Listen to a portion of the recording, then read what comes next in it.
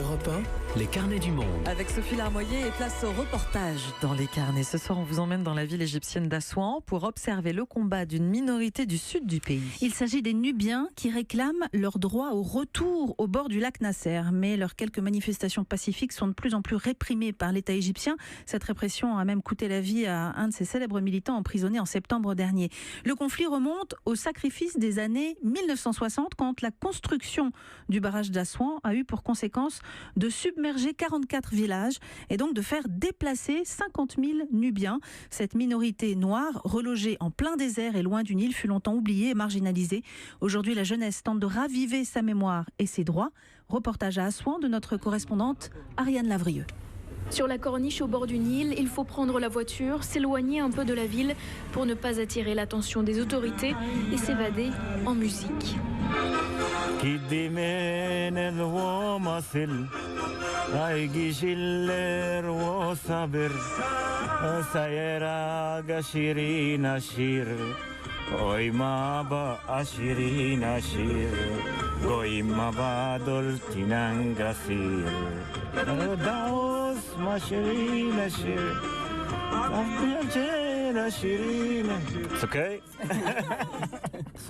Ça veut dire soleil, s'il te plaît, ne te couche pas et chère patience, ne m'oublie pas car j'ai été patient bien trop longtemps. Cette chanson d'amour en langue nubienne est aussi une allégorie de la longue attente des Nubiens pour retrouver leur terre abandonnée 50 ans plus tôt. Des paroles qu'Osamerdine, 26 ans, connaît par cœur, bien qu'il ne parle pas nubien. C'est parce que je n'ai pas été élevé dans mon village d'origine, donc je n'ai pas eu la chance d'apprendre le nubien. La seule langue officielle, c'est l'arabe. Donc les parents préfèrent nous parler en arabe pour nous aider à l'école. Parce qu'on doit déjà faire face à la discrimination à cause de notre couleur. Les gens font souvent des commentaires du genre « tu es noir, tu n'es pas égyptien ».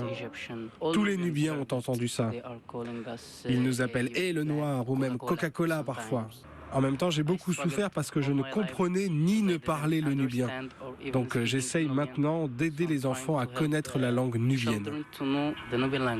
Pour transmettre cette culture absente des écoles égyptiennes, il intervient sur la chaîne Noubatube qui publie sur Internet des reportages et interviews en nubien, sous-titrés en anglais et en arabe. Aimeriez-vous rencontrer et découvrir la gentillesse des Nubiens ? Voir leurs maisons colorées et pourquoi la Nubie s'appelle la terre des palmiers. Allez, venez, on va voir ce qu'est la Nubie. Meissara Abdoun appartient à ce groupe de jeunes reporters et traducteurs passionnés. Il participe aussi à tous les rassemblements organisés pour demander à l'État égyptien de reconstruire sur les bords du lac Nasser les villages nubiens qui furent engloutis. Il vient de passer 72 jours en prison. On a organisé une petite manifestation pour rappeler à l'État qu'il s'était engagé à garantir notre droit au retour. Ce jour-là, les forces de sécurité quadrillaient la ville d'Assouan. On s'était donné rendez-vous à un café avec nos tambours. On s'est levé, on a marché 150 mètres et la police nous a encerclés. Une poignée a été embarquée, j'en faisais partie. Ils nous ont emmenés dans une prison militaire de haute sécurité. On était tous dans la même cellule qui avait juste de petits bancs en pierre collés au mur. On dormait par terre, on était privés d'avocats devant le juge d'instruction. Donc on a fait une grève de la faim. Notre co-détenu, Gamal Sorour, était diabétique, mais ses médicaments étaient interdits dans la prison. Il s'est affaibli et est mort en quelques jours. En théorie, la nouvelle constitution de 2014 s'engage à aménager d'ici 2024 des terres autour du lac pour que les Nubiens puissent y retourner. Mais un récent décret a transformé une partie de ces territoires en zone militaire, donc inhabitable. Normalement, la Constitution, c'est la loi la plus importante. Pourquoi ils ne la respectent pas ? Mon village n'a pas été déplacé, mais il y a une nouvelle loi qui prévoit de prendre des terres à mon actuel village pour bâtir des projets touristiques. Donc j'ai peur que l'histoire se répète avec mon village. Cette inquiétude n'est pas partagée par tous les Nubiens, en particulier les plus âgés comme Mohamed Sobhi, fervent défenseur du patrimoine culturel nubien. Les terres autour du lac Nasser sont très vastes. S'ils pensent que c'est réservé uniquement aux Nubiens, ce n'est pas juste. Je pense aussi que la situation économique de l'Égypte n'est pas bonne en ce moment. Donc, le pays n'a pas les moyens de reconstruire 43 villages. On ne doit pas abandonner, mais être patient. En attendant que l'État égyptien tienne sa promesse, 24 activistes nubiens doivent passer devant le tribunal fin janvier. Ils risquent jusqu'à 5 ans de prison pour avoir manifesté 5 minutes sans autorisation. À Assouan, Ariane Lavrieux, Europe 1. Voilà, 5 ans de prison pour 5 minutes de manifestation. C'est carrément sévère comme peine, hein. On retrouve Ariane Lavrieux en ligne depuis le Caire. Bonsoir Ariane. Bonsoir. Alors, il y a beaucoup de choses à raconter autour de cette histoire du retour des Nubiens.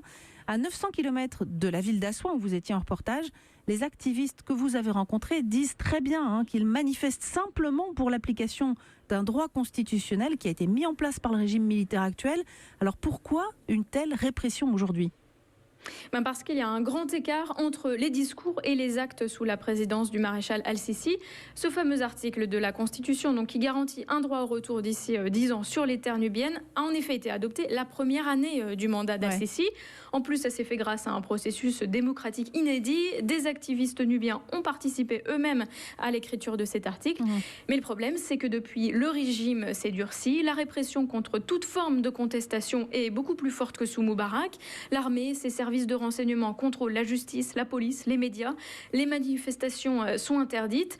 Et dans ce contexte, les revendications nubiennes sont vues comme une menace pour la stabilité du régime. Mais ces activistes, ils sont très très peu nombreux. Alors au fond, elles ont peur de quoi, les autorités égyptiennes ? Leur pire cauchemar, c'est la division. Tous les derniers dirigeants égyptiens ont forgé l'image d'une Égypte fière d'elle-même, dont la force repose sur son unité. Il n'y a pas de place pour le multiculturalisme, ni pour la dénonciation des discriminations. Les médias glorifient en permanence cette idée d'homogénéité. Dans les années 60, le président Nasser avait changé le nom de l'Égypte, qui est devenu la République arabe d'Égypte. Donc avec un tel nom, les Nubiens qui sont noirs sont priés officiellement de rester invisibles. Et puis aujourd'hui, les médias pro-régime accusent les Nubiens de vouloir diviser le pays.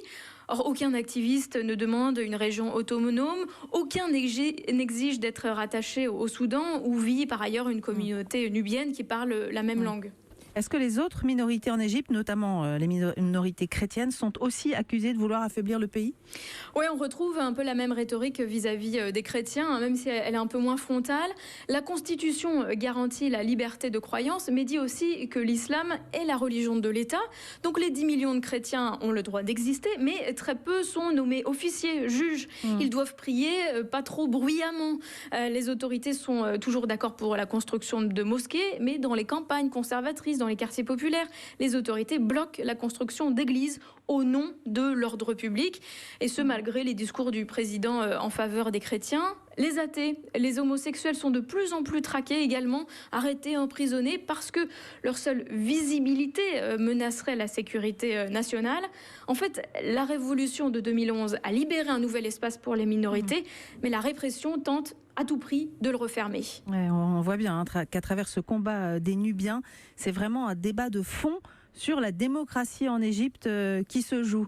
Eh bien, merci beaucoup Ariane de nous avoir expliqué tout ça et à très bientôt dans les carnets. À très bientôt.